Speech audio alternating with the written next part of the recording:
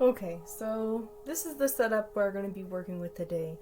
I also forgot to mention that in the background I am playing the frequency of 417 hertz, and it's supposed to help release and help your energy flow to get rid of that stagnant, you know, energy that we deem negative.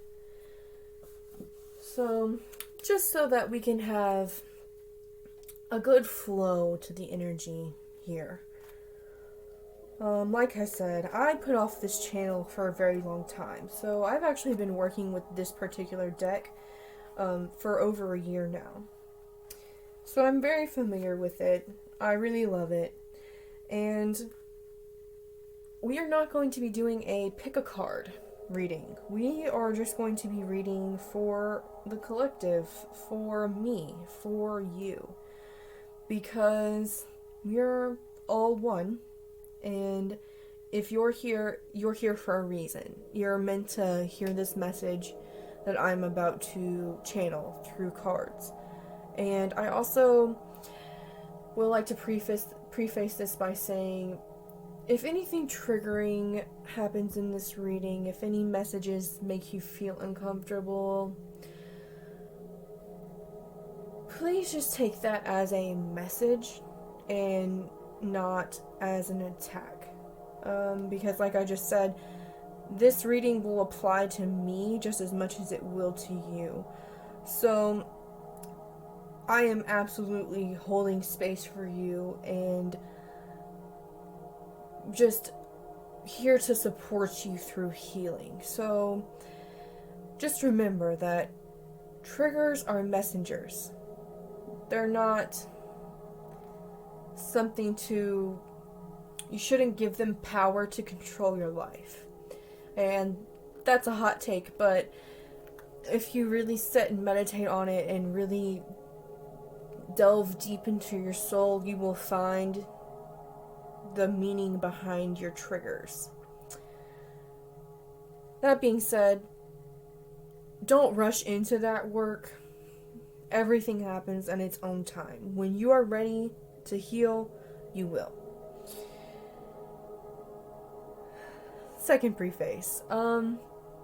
Tarot is not some, architect plan. It's not something that is set in concrete. It's not something that dictates your life. This is a planet of free will. And with that, any message, any energy, any thought that comes into your presence, you have the choice of how you respond to that energy. The Empress, when I split the deck. Ten of Cups on the other side. So, just keep that in your mind. These astrology, tarot cards, thoughts, feelings, experiences, different people in your life, these are all things that, they're all just tools. They're all tools for us to find the universal truths that aren't hidden from us, but that we aren't necessarily paying attention to. I have never struggled to shuffle a deck. I'm not gonna lie, I'm trying not to be nervous. Because even as I film this video, that's going to be the first video on this channel with 0 subscribers, because everything is timeless, I feel the energy of everyone who is already going to find the video, because time is an illusion. So, with that being said, I am so grateful for you, and let's get into these messages. I'm just gonna pull the first 3 cards off the top of the deck, and just see what happens. The Devil. Oh. Death. So sorry. Five of Wands, Knight of Swords. So, I'm going to hold up these cards individually and speak on them individually before I get into the cohesive message, the story of these cards. So, here we have Death. Oh no, just kidding. Okay, everyone has these perceptions that certain tarot cards are negative and certain tarot cards are positive, when that is not the case. They are all both. So, Death. While it can symbolize death in the literal term, death is the first stage of rebirth. Death is the first stage of transformation. If you are a building that, is not up to code, it no longer serves the community, and isn't safe to inhabit anymore, that building has to go. You can't slap a coat of paint on that building. You need to tear down that building and start completely fresh. So, I always interpret the Death card as rebirth. Even though there are other cards that other people would say technically represent rebirth more,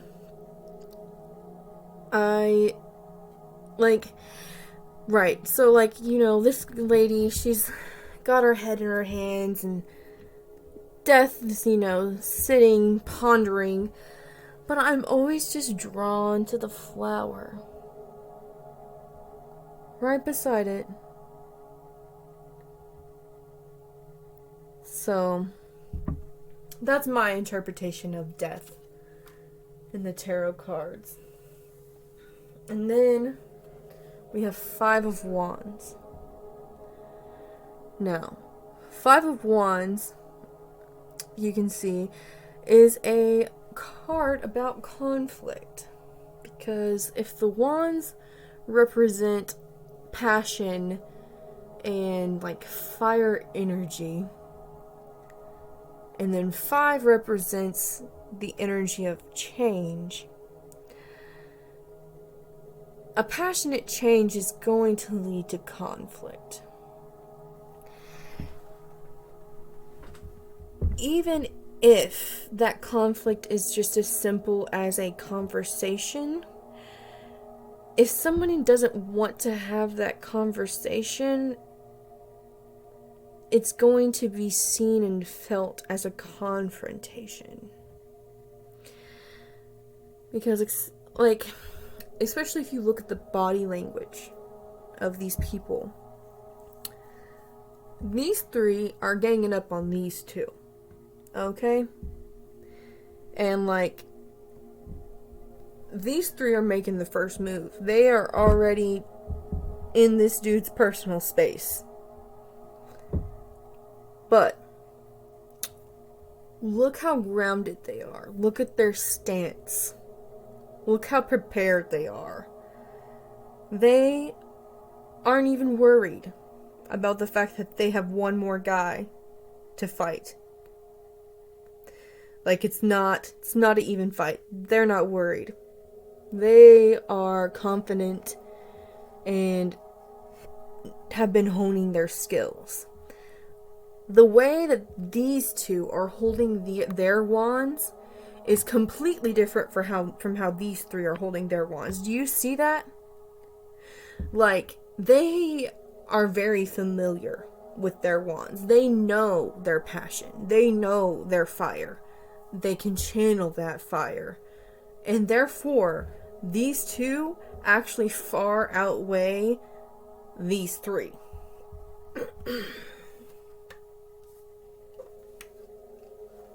Alright, then we got Knight, my Knight of Swords. The knights all represent action throughout the tarot cards. If you see a knight, that represents action. The swords represent mental energy. Okay? So, and if I'm not mistaken, the Knight of Swords is the fastest moving of the knights. Yes, because the swords are also air energy. So, this is clarity. This is a plan that you can enact swiftly. This is grounded action, because reverse, it's not grounded. Like, this knight knows exactly where he's going, exactly what he's doing. He knows exactly the message. He knows what this sword's for. Okay? It could be for a peacekeeping mission, or it could be for a confrontation. But either way, he is prepared. And he has the mental clarity to enact this plan perfectly. So, if we add all these cards together, the story that I am reading from these cards is, there is change that is coming. Okay? A rebirth. Something that some will not be comfortable with, but is much needed. It's going to lead to a conflict. Some type of confrontation. But because we have been training, because we know our passion, because we've been familiar with ourselves and we know ourselves, even though this fight looks like we're not gonna be prepared, you can bring 100 guys to the fight. Me and my soul tribe, we got it. And that is even further just emphasized with the Knight of Swords. Like, look how serious. I would not want to mess with the Knight of Swords. Nope. If I see the Knight of Swords riding his horse towards me, I'm gonna get out the way. He has the mental clarity to just slice through all the crap. He doesn't care, and he knows what's up. So, let's look at the bottom of the deck energy. The Empress again. Guys, come on. While this might be uncomfortable, I don't think that it's going to be uncomfortable for the people who have been doing the work. This is not going to be uncomfortable. For the people who have been doing the work, this is going to be a welcome change. There is going to be infinite abundance. Look, let's really get into this, Empress. Wait. There we go. Oh, it's reverse. Right, like, there are many cards that express abundance, but to me, the Empress really embodies that, because it's the major arcana. Like, this, to me, represents, like, the abundance that Mother Earth gives us. This is, a woman dancing in her garden. This is the unlimited abundance that has always been here, that for some reason we haven't always been able to tap into. This is a beautiful reading, guys. Let me grab an oracle card really quickly. And with the oracle cards, I will read from the book, because, I forgot to say, Rebecca Campbell is the creator of the Starseed Oracle, and she writes truly beautiful descriptions for her oracle cards. And some oracle cards can be very difficult to read the energies from, but not this deck. This is a very hard deck to shuffle, though.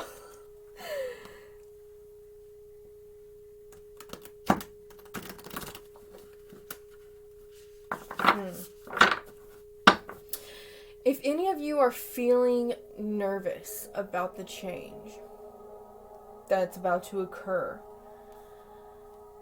just realize that just how I felt unprepared to do this reading and like I wasn't ever going to be ready, I am. You are. We are all vibrating on a higher level than we realize because we're all very hard on ourselves. We all demand perfection from ourselves.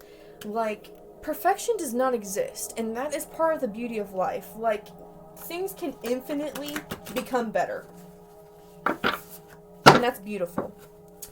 So, if you're feeling uneasy, if you're feeling like, no, I just can't deal with the fact that this reading began with a death card. And that there's the 5 of Wands in it too. Like, geez, that's a lot of conflict. That's some heavy energy. There are no heavy energies. And this reading, it doesn't... The story isn't good if there's not a conflict. The story isn't good if there's not a change. You know, like, if...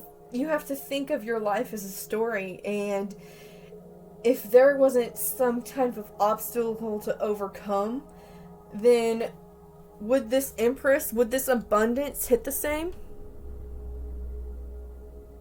Right? Would it truly even be the same without the process? And how can we appreciate the things that are about to happen if we don't listen to ourselves and also appreciate the process of it changing?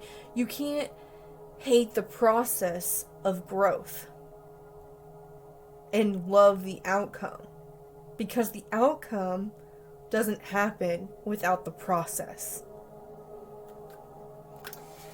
All right.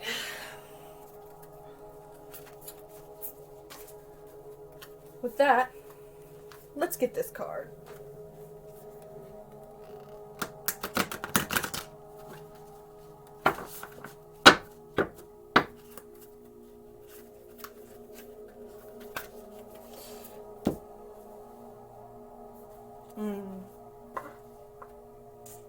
This card is called Star Bathing. Do you see her? Oh, she's just meditating while laying down underneath the cosmos.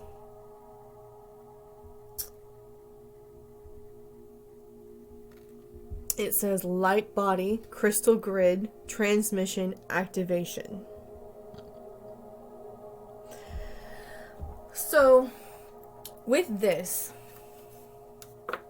and I was kind of picking up on this energy before, but I didn't want to get too specific, because the key to manifesting and the key to change and growth, excuse that notification, that shouldn't have happened, is to not be too tight on the details. Strong in your vision, but not too rigid on the details. So, with this card, I feel the energy of Ascension. You know, how unless you've been living under a rock, since 2020, before 2020, the energy has been, and everyone has been talking about how we are creating a new Earth. We are all rising and growing and changing together, and it's beautiful, and we are all currently ascending in creating a new earth. We are destroying old paradigms that no longer serve us. The things that humanity has been doing for literally a millennia that doesn't make any sense. And we all just continue doing it because our parents did it, and their parents did it, and their parents did it before them. So, you know, if they're all good people and they're good, then it's good enough for me. Or so many different reasons. But this is really beautiful because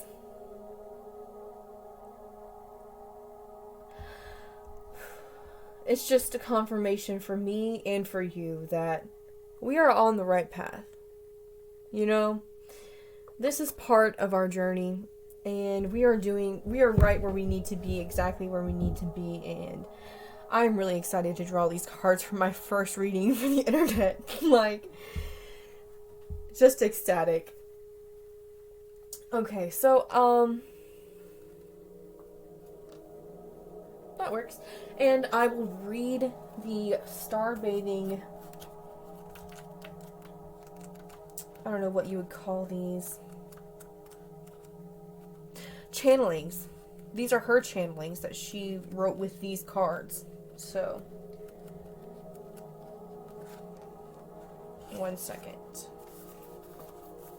Oh, this is another reason why I love this particular oracle deck, because it comes with these starseed activations as well. And we will be doing that today. The stars are constantly showering emanations onto the crystalline grid of Earth. When things are in balance, the planet also sends information back up to the stars.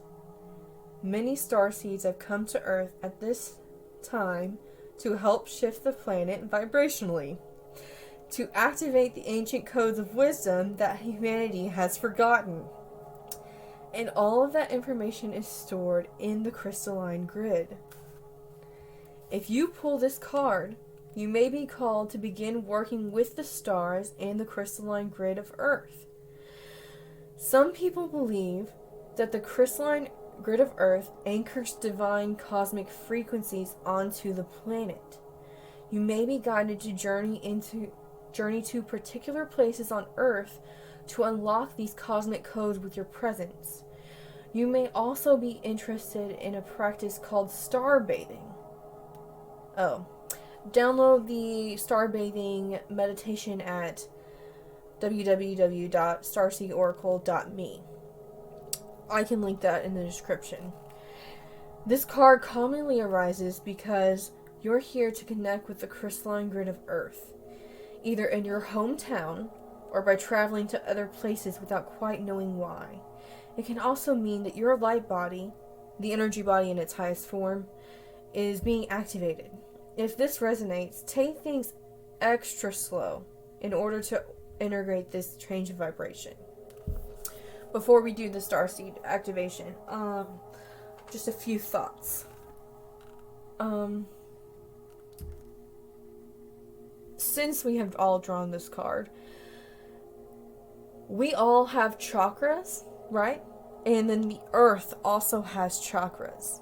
And you can look it up online. I can try and find a website that I like and link that in the description. But, you know, I honestly kind of prefer people to find things that resonate with them, because that's honestly the best way. And, like,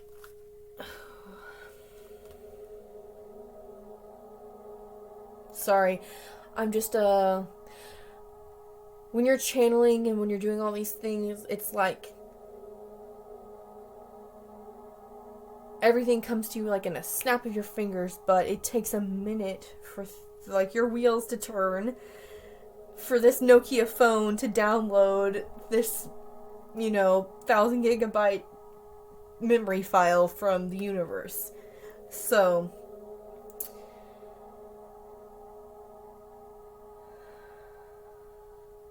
especially the last part where it says, take things extra slow to integrate the change of vibration. that reminds me of the Five of Wands, which is not... I interpret all the cards energetically, and I interpret them all differently every single time I pick them up. These two took their time and got familiar with the wand, and therefore they can defend themselves against anything that comes their way. If you take your time and take things slow, you will more fully integrate it.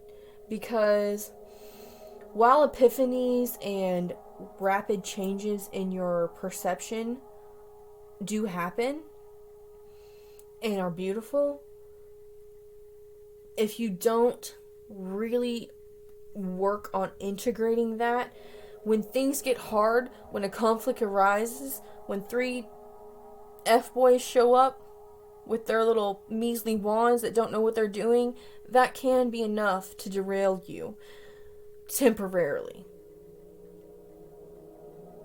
And sometimes that is also a part of the journey, because if you're like me, I need to experience things for myself before I really can integrate them, before I really learn them.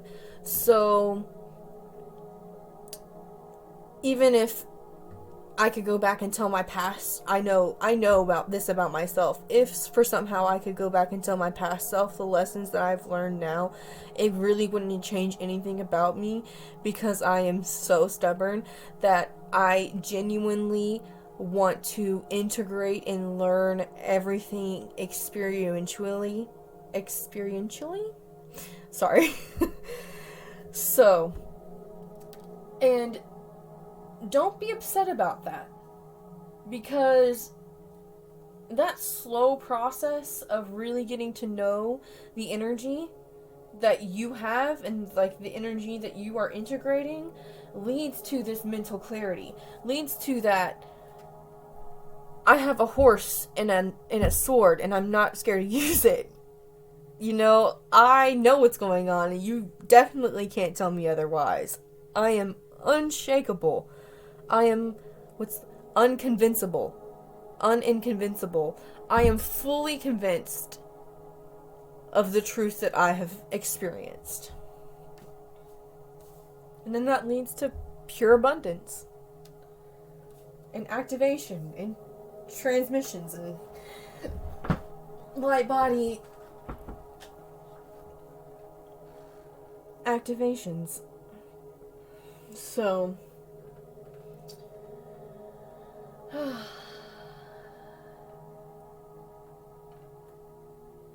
I'm actually being drawn to speak on some crystals. Look, guys, I don't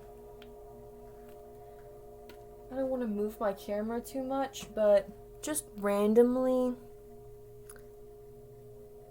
if you see that little moving dot besides this black tourmaline necklace, that is a stink bug. And a stink bug is a message of protection, because they literally look like little shields. So, because I am picking up a very unsure energy, because we all talk about ascending and abundance and success, but it's also very natural and very common to be scared of success, to be scared of abundance, to kind of doubt whether or not it's for you. And like just that random stink bug that just has got into my house somehow right at this time is just feels like peace. Feels like I'm being held. It's just a message like we are divinely protected. this story was set in motion before we were here, physically, and is going to continue to play out in the exact way that it is supposed to. And I know that this is easier said than done, but it really is this simple. Just don't stress about it. Just be gentle with yourself. You know, you're gonna have bad days. You're gonna have bad moments. You're gonna have thoughts that you deem negative. You're gonna, even though you're an enlightened being, you still have feelings and thoughts and emotions, and we all talk about transcending to the 5D, but nobody wants to leave their body. We have this body for a reason. You know, like, the 5D is cool, but the 3D is where it's at too, because there is no other 3D anywhere else. You can't work with these energies and you can't manifest things physically unless there's matter. So, when I started feeling that energy, I wanted to pick up my black tourmaline and my amethyst. And then I noticed that stink bug who's crawling towards my resurrection plant. Now, black tourmaline, look at it, is a very grounding crystal. It is a crystal that protects your path. It guards all of the chakras. It helps to balance all of the chakras.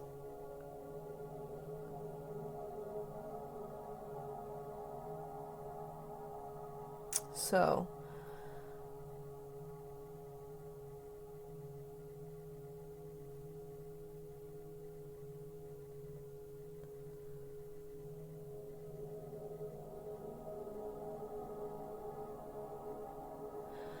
sorry, I know that silence might be awkward for you, but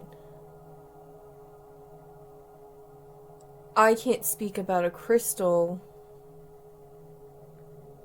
and give you more energy than this crystal can by itself. Sorry.